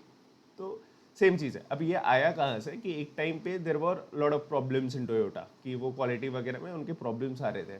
तो व्हाट दे डिड वाज, उन्होंने बोला कि कोई भी फैक्ट्री में जो भी एम्प्लॉई है, अगर उसको लगता है कि कोई भी मतलब जो भी कार मैन्युफैक्चर हो रहा है उसमें क्वालिटी का प्रॉब्लम है, तो they can stop any time, they can stop the production line any time, which is such a big thing. आप समझ रहे हो? अब कार जब मैन्युफैक्चर होता है तो क्या प्रोसेस होता है? तो एक पहले तो स्टील का उनका बॉडी बनता है, मेटल का बॉडी बनता है उनका, जो भी उनका मेटल का शेप, जो भी बॉडी का डिज़ाइन रहेगा उस शेप में वो बनता है, उनका मेटल का डिज़ाइन शेप बनता है। देन वो शेप क्या होता है, वो शेप पहले पेंट शॉप में जाएगा, वो पूरा पेंट होगा, फिर उसके बाद आगे जाता जाएगा, देन फिटिंग्स होती रहती है, देन सीट फिटिंग्स होगा, सामने का इंजन फिटिंग्स होगा, देन पूरा इंटीरियर फिटिंग्स होगा, डोर फिटिंग होगा, विंडो पैनल फिटिंग्स होंगे। तो ये करते करते पूरा हो जाता है। अब ये बोला कि इतना बड़ा प्रोडक्शन लाइन है कि कोई मतलब छोटे से छोटा है, अब कोई पेंट कर रहा है, वो पूरा पेंट शॉप में है, उसके बाद कोई आ रहा है, कोई इंफोटेनमेंट सिस्टम सेट कर रहा है, कोई सीट सेट कर रहा है, कोई इंजन सेट कर रहा है, कोई व्हील सेट कर रहा है, तो कितने सारे पार्ट्स सेट हो रहे हैं, तो हर जगह प्रोडक्शन लाइन में लोग हैं। अब प्रोडक्शन लाइन रोकना मतलब कंपनी के लिए बहुत बड़ा लॉस हो जाता है। कैसे? क्योंकि प्रोडक्शन लाइन पे क्या होता है कि अगर आप प्रोडक्शन रोक दो तो उसके में क्या होता है, एक तो सेटअप टाइम लगता है कि फिर से आपको पूरा रनिंग करने में टाइम लगेगा, हो सकता है आधा घंटा 45 मिनट्स आपको वापस से रन करने में लगे। और इससे क्या होगा, आइडल टाइम हो जाएगा वर्कर्स के लिए, एंड आपका एक प्रोडक्शन गोल्स होगा वो मीट नहीं होगा, प्रोडक्शन गोल नहीं मीट होगा तो सेल गोल नहीं मीट होगा, एंड आपका मार्केट शेयर जाएगा, आपका रेवेन्यू डाउन जाएगा, तो एंड आपका प्रॉफिट डाउन चला जाएगा। तो मल्टीपल रिपोर्टेशन से एक प्रोडक्शन लाइन को बंद करने का। बट उन्होंने क्या किया, उन्होंने बोला कि आप कोई भी वर्कर को अगर लगता है कि कोई भी मतलब जो उनका प्रोडक्शन लाइन का जो प्रोडक्शन लाइन है उसमें अगर लगता है कि किसी वर्कर को कुछ डिफेक्ट आ रहा है, कुछ क्वालिटी में इशू आ रहा है, तो they can stop the entire production line. उससे क्या हुआ, उससे दो चीज़ हुआ, जो छोटे छोटे भी वर्कर्स थे तो उनको भी एक प्राउड फीलिंग आया कि नहीं यार, हम भी, हमारा भी जिम्मेदारी है, हमारी भी रिस्पॉन्सिबिलिटी कि हम क्वालिटी इंश्योर करें, एंड हमारे पास पावर भी है। पहले क्या होता है, क्वालिटी प्रॉब्लम हुआ अपने में ही फिक्स करो या सीनियर को बताओ, देन सीनियर वो उन चीज़ों को फिक्स कर देगा। बट अभी क्या, उनके पास भी पावर है, वो प्रोडक्शन लाइन में रोक सकते हैं, बोल सकते हैं कि यार इसमें प्रॉब्लम है, कि ये क्वालिटी नहीं आ रही है, ये क्वालिटी में प्रॉब्लम है करके। तो this is how they empowered. तो क्या हुआ, उनके पास रिस्पॉन्सिबिलिटी आ गई, सिर्फ रिस्पॉन्सिबिलिटी नहीं है, पावर भी आई। तो जब दोनों आ जाता है तो फिर people start acting on it कि नहीं करना चाहिए हमको, तो उन्होंने किया, एंड उसकी वजह से आज के दिन में टोयोटा के पास प्रोडक्शन लाइन में बहुत डिफेक्ट्स के नंबर बहुत कम हो गए, सिग्निफिकेंटली डाउन हो गए जो पहले हो रहे थे। ठीक है, तो अब आते हैं, इसको पढ़ते हैं थोड़ा। Total quality management is a holistic approach, long-term success that aims at continuous improvement in all the function and levels of an organization by focusing on the customer satisfaction. Focus सिर्फ एक है, which is what? Customer satisfaction. And it involves every employee on all the process. जैसे मैं बोल रहा था कि हर एक एम्प्लॉय को वो सोचना पड़ेगा, क्वालिटी के बारे में सोचना पड़ेगा। एंड ऐसा नहीं है कि सिर्फ क्वालिटी टीम ही क्वालिटी के बारे में सोचेगी, सबको सोचना है। ऑपरेशंस टीम को सोचना है, प्रोक्योरमेंट टीम को सोचना है, सप्लाई चेन टीम को सोचना है, तो सबको सोचना है क्वालिटी के बारे में। ठीक है, The TQM emphasizes that quality is responsibility of everyone, ठीक है, not just quality control department, सबकी responsibility है। ठीक है, now अब आते हैं 6 C's of total quality management।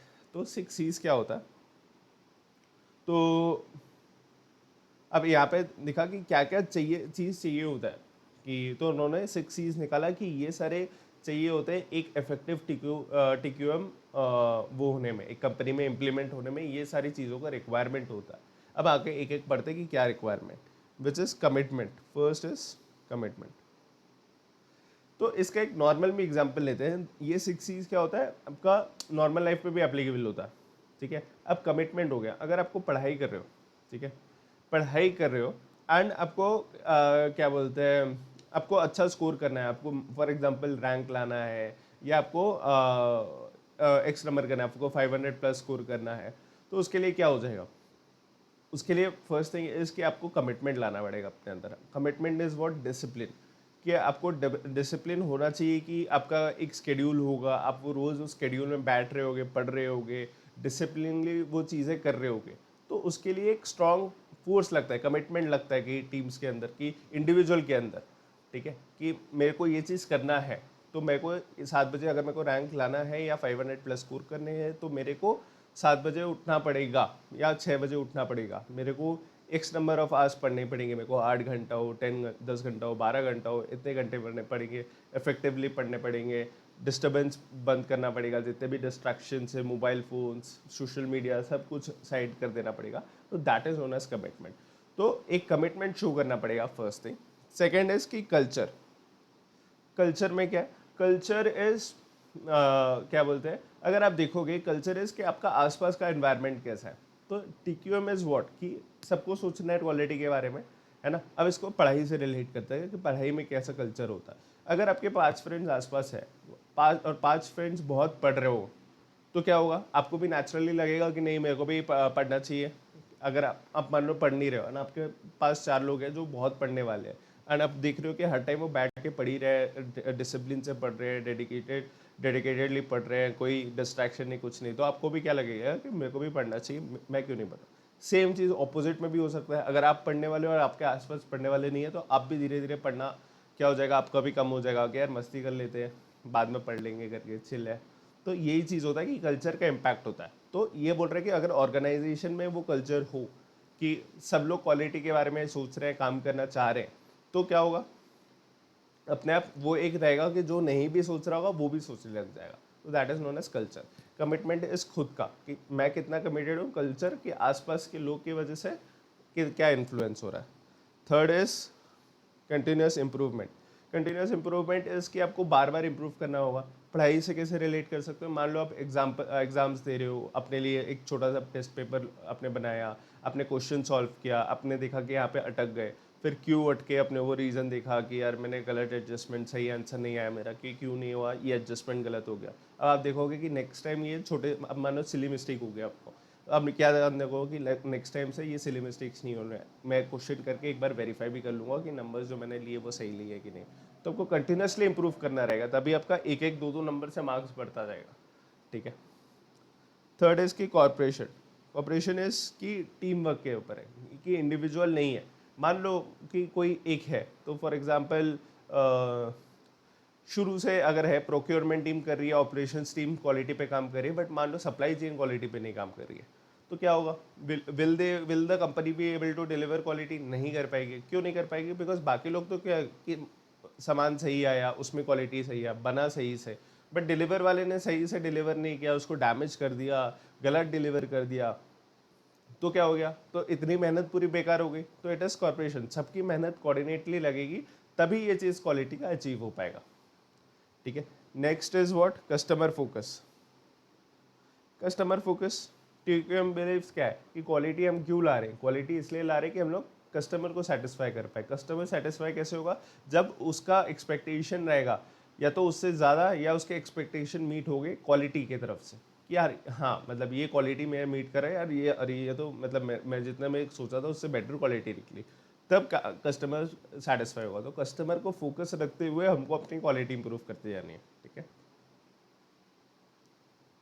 Next is control. Control is proper control is कि हमारे पास वेज होने चाहिए चेक करने के लिए। ऐसा भी नहीं कि हम लोग बोल दिए, सब लोग अडॉप्ट कर लिए, बट हमको कहीं ना कहीं से वेरीफाई भी करना चाहिए कि सारा क्वालिटी चेक्स करना चाहिए, एक चेक्स करना चाहिए कि हाँ हाँ ये हमारे जो स्टैंडर्ड्स है, सेफ्टी स्टैंडर्ड्स है, वो मीट हो रहे कि नहीं हो रहे।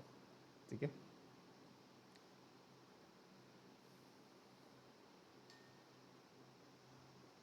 तो इसमें एक बार रीड कर लेते हैं।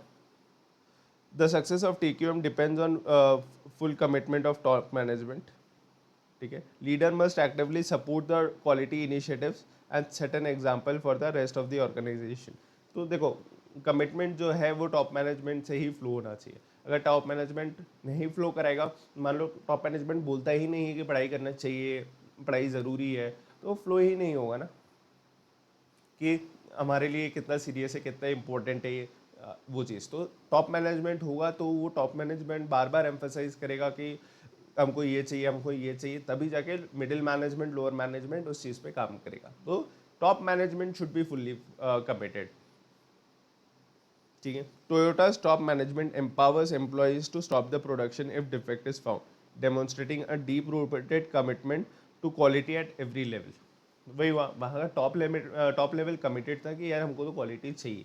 अब उनको देखा कि हम लोग रेस्पॉन्सिबिलिटी अगर देते हैं तो पावर भी देना पड़ेगा, तो उन्होंने दे दिया कि यार हम कमिटेड है, हमको एहसास है कि अगर ये चीज़ हम लोग करेंगे तो इससे क्वालिटी आएगा। तो उन्होंने किया, उन्होंने रेस्पॉन्सिबिलिटी के साथ साथ पावर भी दे दिया कि आप रिस्पॉन्सिबिलिटी तो लो ही लो, पावर भी लो कि आप प्रोडक्शन लाइन भी स्टॉप कर सकते हो। ठीक है। Second is culture. A strong quality culture is essential. Organization must create an environment where quality is valued. Continuous improvement is part of daily work. For example, Tata Steel encourages a culture of quality through initiatives like quality circles, where employees are involved in identifying and solving the problems. ठीक है। Again culture जो होता है वो पूरा organisation wide वो drive होना चाहिए। ठीक है। अब फॉर एग्जांपल यहाँ पे क्या बोल रहे हैं, क्वालिटी सर्कल्स बोल रहा है कि टाटा स्टील ने क्वालिटी सर्कल्स क्या किया। तो क्वालिटी सर्कल्स क्या किया उन्होंने, क्वालिटी सर्कल्स में 3-4 लोग वो कर लेते हैं, 3-4 लोग या टीम बना लेते हैं, जो कि हमेशा ये सोचता है कि एग्जिस्टिंग प्रोसेसेस को और कैसे बेटर कर सकते हैं, क्वालिटी और कैसे ला सकते हैं अपने उसमें, तो उनका काम ही सिर्फ क्वालिटी होता है। तो विच इज़ क्वालिटी सर्कल, जो उनका एग्जिस्टिंग काम हो रहा है उसमें वो फोकस करते हैं कि कहाँ पे क्वालिटी ला सकते हैं, कहाँ पे क्वालिटी डिलीवर कर सकते हैं। ठीक है। Continuous improvement. TQM requires regular assessment and enhancement of processes. It's about always finding better ways to work.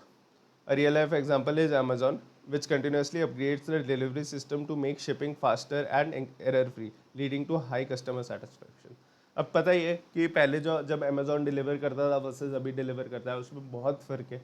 क्यों फ़र्क आया है? क्योंकि उन लोग ने हमेशा इम्प्रूव किया है। मतलब पहले वो 5-6 दिन में डिलीवर करते थे, फिर वो 2-3 दिन में हुआ, फिर वो 1 दिन में हो गया, अभी इतना इम्प्रूव हो गया। प्लस पैकेजिंग होता था कि पहले जो मोबाइल फ़ोन्स आते थे, मान लो उसमें क्या हो गया, मोबाइल फ़ोन्स में आ रहे थे तो खोलने के बाद पता चल रहा था उसके अंदर से पत्थर निकलता है।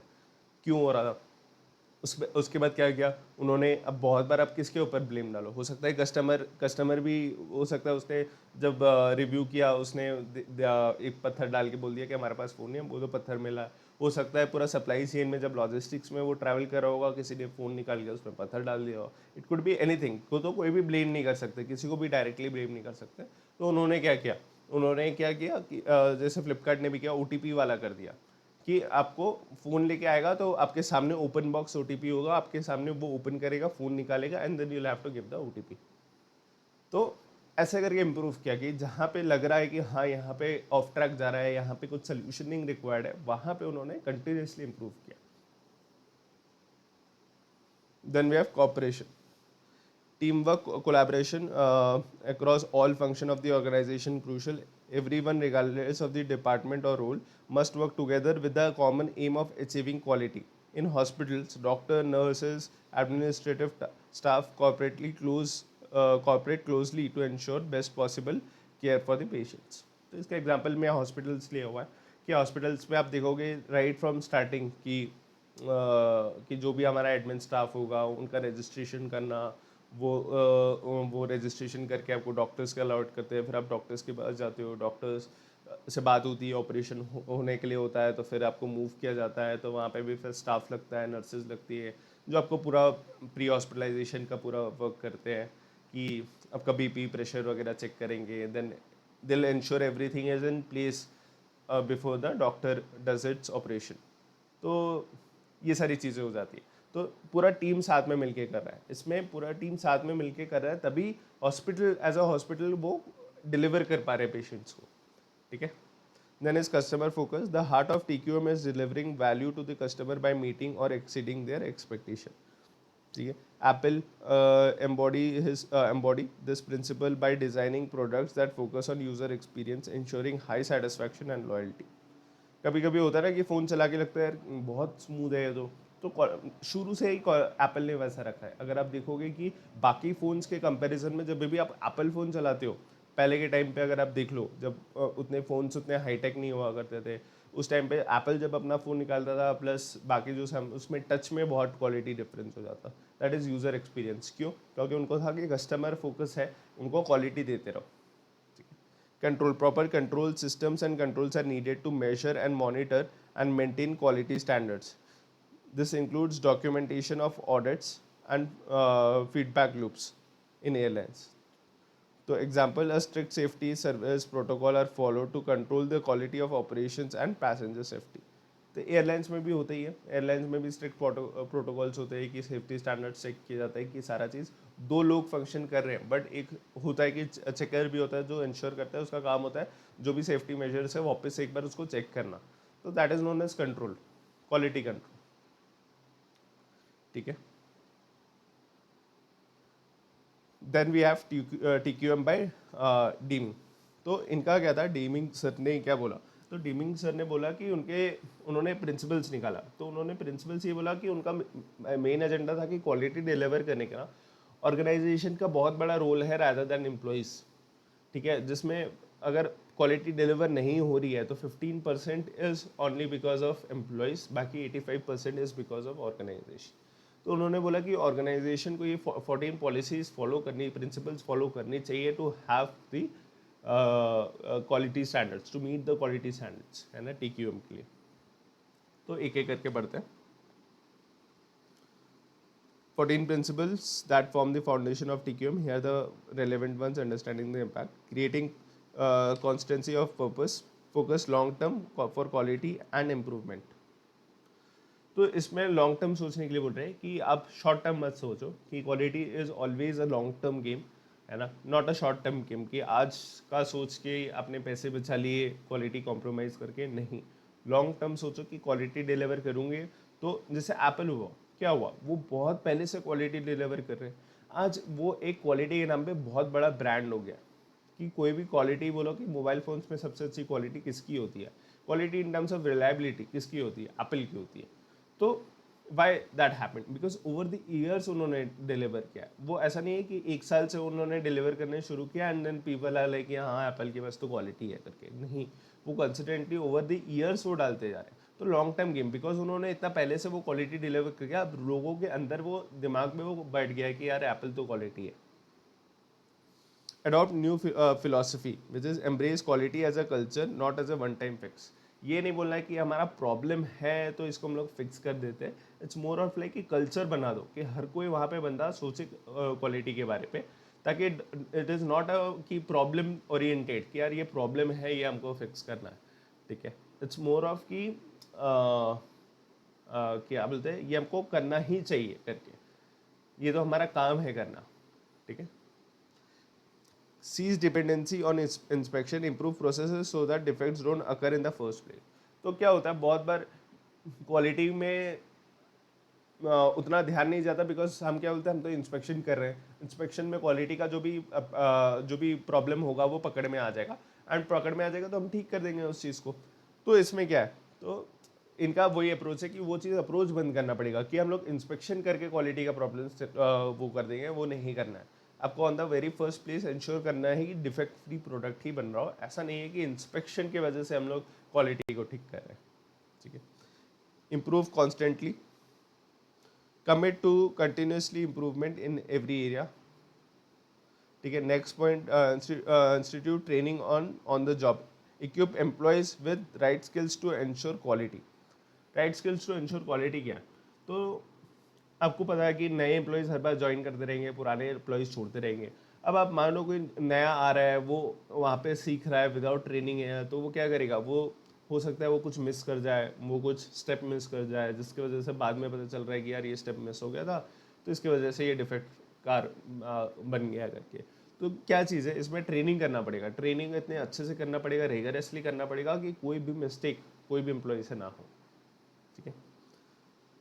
ड्राइव आउट फियर, ठीक है। Encourage open communication, identify and solve problems. जैसा टोयोटा ने किया, वर्कर्स को उन्होंने वो पावर दे दिया कि वर्कर्स आके बोल सकते हैं, प्रोडक्शन लाइन स्टॉप कर सकते हैं। तो वो फियर हट गया कि ठीक है हमारे पास वो पावर है, तो मैनेजमेंट ने दिया, टॉप मैनेजमेंट ने दिया है हमको ये पावर, हम एक्सरसाइज करेंगे, ठीक है। Break down barriers between departments. बहुत बार क्या होता है ना, डिपार्टमेंट्स के बीच में हम लोग फाइट करते रह जाते हैं कि वो बोलता है उसकी गलती, वो बोलता है उसकी गलती। तो ये बोल रहे हैं कि डिपार्टमेंट्स के बीच में वो एक हारमोनी होनी चाहिए कि सब लोग एक हारमोनी में वो क्वालिटी पे काम कर रहे हो, ठीक है। Promote team work and system thinking, ठीक है। Eliminate slogans and targets, focus on improving system and not just demanding results, ठीक है। इन द सेंस व्हाट क्या है, क्या होता है कि बहुत बार मैनेजमेंट बोलती है कि नहीं हमको इस बार मतलब 5% से नीचे डिफेक्ट चाहिए करके, हमको तुम्हारा ये टारगेट है कि नहीं तुम मतलब अभी 10% चल रहा है कि 10% जो प्रोडक्ट्स मैन्युफैक्चर होते हैं वो डिफेक्ट हो जाता है, तो तुमको ये टारगेट दे रहे हैं कि 5% है। तो it should not be target driven, आपको ये देखना पड़ेगा ये एग्जिस्ट क्यों कर रहा है एंड उसको सॉल्व करना पड़ेगा, रादर देन जस्ट बोल दिया कि ये टारगेट है विदाउट फोकसिंग कि कैसे सॉल्व करना है। आपका टारगेट 70 प्लस लाना मार्क्स है, आप अभी 50 मार्क्स पे हो, तो ये 70 जाना, सिर्फ एक टारगेट लेके चलोगे कि मेरे को 70 करना है 70 करना है, बट ये नहीं पता कि 70 के लिए और क्या क्या कर सकते हो, कहाँ गलतियाँ कर रहे हो, कहाँ पे मिस्टेक्स हो रही है, जहाँ पे मिस हो रहा है, कहाँ पे मतलब क्यों वो डिफरेंस आ रहा है इतना।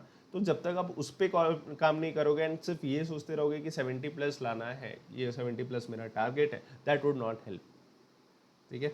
Remove barriers to pride in workmanship, allow workers to take ownership of the quality, जो अगेन टोयोटा ने किया कि ओनरशिप दे दो, ठीक है।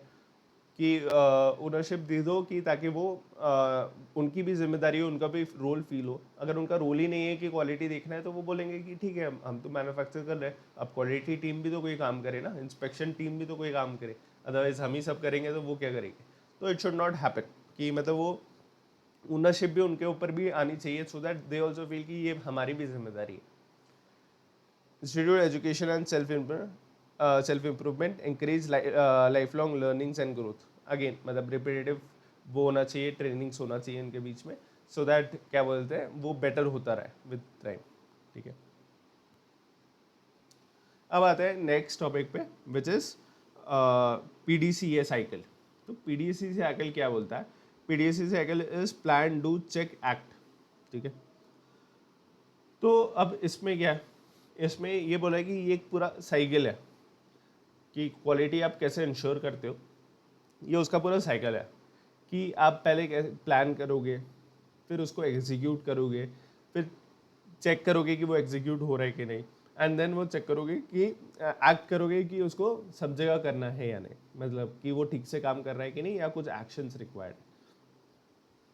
तो अब इसमें एक प्लान में एग्जांपल लेके समझते हैं। तो एक एग्जांपल ये ऐसा था कि अमेजोन जो है,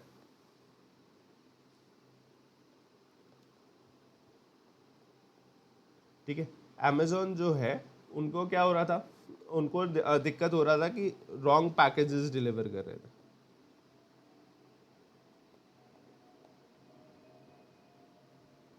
ठीक है, अब वो क्या कर रहे थे, रॉन्ग पैकेज डिलीवर कर रहे थे, तो कस्टमर के पास जो पैकेज पहुंच रहा था वो गलत था। जो 2 मोबाइल फोन्स ऑर्डर कर रहा है उसको एक मोबाइल फोन का 2 मोबाइल फोन का कवर ऑर्डर कर रहा है तो उसको 1 मोबाइल फोन का कवर मिल रहा है। जिसने एक कवर मोबाइल कवर का फोन ऑर्डर किया तो उसको 2 कवर मिल रहे हैं।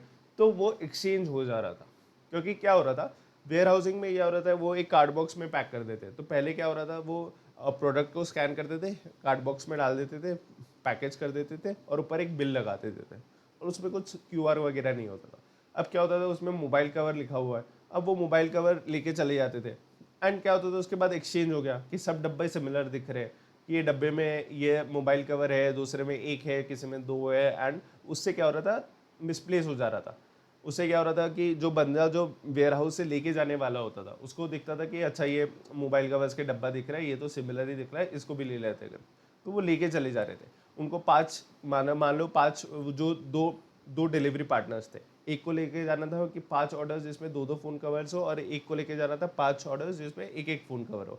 अब उसने क्या किया, दोनों का डब्बा तो सेम ही दिख रहा, तो उसने मिक्स करके ले लिया। उसने जब उठाते टाइम 3 इसके उठा लिए, 2 इसके उठा लिए, बिकॉज बाइफर्केशन नहीं था, ऊपर से देख नहीं सकते और लेकर चलेगा। एंड देन क्या हुआ, ये डिलीवरी पार्टनर जब डिलीवर करने गया तो उसने एक वाले भी डिलीवर कर दी। तो इसमें क्या रियलाइज किया उन्होंने कि यहाँ पे प्रॉब्लम क्या है कि हमारा रॉन्ग पैकेजेस डिलीवर हो रहा है, कस्टमर सेटिस्फैक्शन अफेक्ट हो रहा है। हम क्या करेंगे, हमको क्या करना है, प्लान क्या करना है कि हम इस चीज़ को इम्प्रूव करें, हमारा डिफेक्ट्स जो होगा वो कम करना है। ठीक है, अब इसके करने के लिए क्या करना पड़ेगा, तो हमने क्या किया, यहाँ पे प्लान कर लिया, establish objectives and develop a action plan. ठीक है, कि एक्शन प्लान हमने डेवलप कर दिया कि एक्शन प्लान क्या करेंगे, ये डिफेक्ट्स के लिए हमने बोला कि क्यूआर वो कर देंगे कि क्यूआर स्कैनर लगा देंगे कि जो एक बार प्रोडक्ट भी स्कैन हो जाएगा। ठीक है, एंड एक बार प्रोडक्ट बिफोर बॉक्सिंग उसको एक बार प्रोडक्ट स्कैन हो जाएगा और एक बार बॉक्स को भी स्कैन कर देंगे कि बॉक्स में भी एक क्यूआर कोड लगा देंगे, जो बिल लगेगा वो बॉक्स में भी स्कैन हो जाएगा। तो उसमें क्या होगा, उसमें डबल हो जाएगा कि हमको पता रहेगा कि कौन से बॉक्स के क्यूआर में कौन सा फ़ोन है, बिकॉज दोनों स्कैन हो गया, दोनों टाई अप हो गया। ठीक है, अब वो हो गया कि ये प्रोडक्ट का क्यूआर कोड है एंड ये डब्बे के का क्यूआर कोड है, दोनों जब सिस्टम में चला गया तो उसमें क्या हुआ, अब सिस्टम में पता है कि ये क्यूआर कोड के अंदर एक फ़ोन कवर है। अब क्या हुआ, अब जो डिलीवरी पार्टनर्स को हो गया, जब डिलीवरी पार्टनर्स वहाँ से वेयर हाउस से प्रोडक्ट लेके जा रहे हैं तो उनको स्कैन करना है। तो वो जब स्कैन करेंगे, अगर उसमें एक मान लो जिसको 2 लेके जाना है और उसमें जब उसने स्कैन किया उसमें एक मोबाइल कवर आया तो वो बोल देगा कि रॉन्ग आइटम, तो वो सिस्टम चेक हो गया। ठीक है, तो ये हमारा एक्शन प्लान है कि हमको ये करना है। ठीक है, ऑब्जेक्टिव डिफाइन कर लिया कि डिफेक्ट्स को कम करने, एक्शन प्लान बता दिया कि हमको ये क्यूआर लॉन्च करेंगे। ठीक है, अब क्या करेंगे हम लोग, अब हम लोग इम्प्लीमेंट करेंगे, इम्प्लीमेंट द प्रोसेस प्लान। अब हम लोग पहले क्या करेंगे, एक वेयर हाउस पे करेंगे कि यार एक वेयर हाउस पे करके देखते हैं ये काम कर रहा है या नहीं कर रहा है। तो वो वेयर हाउस में गए, हमने ये सिस्टम इम्प्लीमेंट किया, बॉक्सिंग में क्यूआर, इसमें प्रोडक्ट स्कैनिंग में एक स्कैनिंग करके दोनों को मर्ज करके देन एक वो बना दिया, सिस्टम चेक बना दिया, ठीक है। अब क्या हुआ, चेक करो। उसके बाद डिलीवरी पार्टनर्स आए, उन्होंने स्कैन किया, बहुत बार मिला कि अच्छा 2 प्रोडक्ट्स उसने तो एक कवर वाले आ गए थे जिसमें उसने रिजेक्ट कर दिया, तो उसको पता चल गया उसने गलत प्रोडक्ट उठा लिया, उससे जाके फिर सही किया। तो उसमें उन्होंने क्या देखा कि इसमें क्या हो गया, सिस्टम एरर्स जो हो गए वो काफ़ी डाउन हो गए, काफ़ी लो हो गए, ठीक है। तो इससे क्या हुआ, इफेक्टिवनेस चेक करना था, इफेक्टिवनेस क्या कैसा है कि ये सच में कम हो रहा है कि नहीं, और उसमें क्या हुआ, कम हुआ, ठीक है। अब नाउ द लास्ट इज की एक्ट। अब इसमें करेक्टिव एक्शंस, अब इन्होंने देखा कि ये प्लान तो काम कर रहा है, ठीक है। अब ये प्लान काम कर रहा है तो विच मीन्स क्या करना चाहिए आपको, ये सारे वेयर हाउसेज में इंप्लीमेंट कर देना चाहिए, ठीक है। तो that is known as act. तो this is a PDCA cycle, जिसमें हम प्लान कर रहे हैं, जिसपे हम काम इम्प्लीमेंट कर रहे हैं, देन चेक कर रहे हैं एंड देन फिर एक्ट कर रहे हैं उसके ऊपर, ठीक है।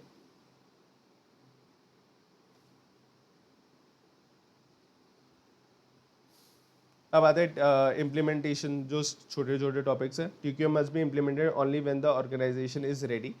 If there are problems like poor funding, weak management, low employee morale, it should be delayed. Management audit help assesses the current performance and readiness of the change. तो इसमें बोल रहा है कि ऑर्गेनाइजेशन तैयार होना चाहिए, जस्ट इम्प्लीमेंट करने के लिए इम्प्लीमेंट नहीं करना चाहिए, अदरवाइज वो कभी इम्प्लीमेंट नहीं होगा। कुछ भी लग रहा है जैसे टॉप मैनेजमेंट होता वो नहीं है, वीक टॉप मैनेजमेंट है, कमिटमेंट नहीं है, तो नहीं करना चाहिए। अगर मोराल नहीं है एम्प्लॉयज़ के बीच में, एम्प्लॉयज़ डिससेटिस्फाइड है, अगर आप TQM क्वालिटी उनको बोलोगे तो वो ऑलरेडी वो है, तो वो कभी वो उस चीज़ को इम्प्लीमेंट नहीं करेंगे। तो अगर आप तैयार नहीं हो तो it should be delayed and unnecessary implement नहीं होना चाहिए, ठीक है। अब criticisms of TQM focuses too much on paper work, unclear outcomes. अब ये 14 प्रिंसिपल्स है, आप पहले 14 प्रिंसिपल्स को डिफाइन करोगे आपके लिए कैसे अप्लाई करता है, क्या नहीं करता है, एंड देन उसको करोगे तो it's like more of paper work, कि आप PPTs वगैरह में कर रहे हो एंड रियल लाइफ एग्जीक्यूशंस पे उतना काम नहीं कर रहे हो, ठीक है। Stress quality assurance more than improvement, कि वहाँ पे वो होता है कि एम्फेसिस इज मोर ऑन कि quality quality quality rather than improvement, कि बेटर कैसे कर सकते हैं, क्वालिटी कैसे ला सकते हैं, और more focus is on quality कैसे अचीव करना है रैदर देन प्रोसेसेस कैसे बेटर करना है, ठीक है। Become internally focused, ignoring the customer needs, कि कस्टमर्स को क्या चाहिए कि उस हिसाब से करना चाहिए। Because again I told you कि क्वालिटी आप ज़्यादा भी एकदम ज़्यादा अच्छा कर दोगे क्वालिटी, तो कस्टमर के लिए प्राइस हाई हो जाएगा। तो आपको ये भी इंश्योर करना है कि कस्टमर को किस प्राइस में किस क्वालिटी की एक्सपेक्टेशन है। अब ज़्यादा ही क्वालिटी, अब मान लो कोई कोई फ़ोन बनाता है, कोई कंपनी है मान लो, ठीक है, company name is AB company, ठीक है। AB कंपनी एक फ़ोन बनाती है। अब उनका बजट है कि उनको 10,000 में बनाना। अब 10,000 में आप कितना ही क्वालिटी दे दोगे, अगर आप ओवर डिलीवर करोगे तो क्या होगा, वो 10,000 का फ़ोन 10,000 का नहीं बचेगा, वो आपका मार्जिन कम हो जाएगा, एंड या तो हो सकता है आपका जो प्राइस सेट किया था कि 10,000 में बेचेंगे तो वो 15,000 हो जाएगा।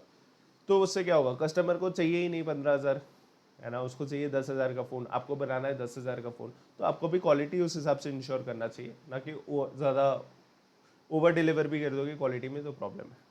These are all the criticisms, not that important. जो भी इंपॉर्टेंट है विच इज़ PDCA, एक बार आप पढ़ सकते हो। एंड ये वाला 6 C's हो गया तो, एंड बाकी डीमिंग का भी आप एक बार रीड करके जा सकते हो।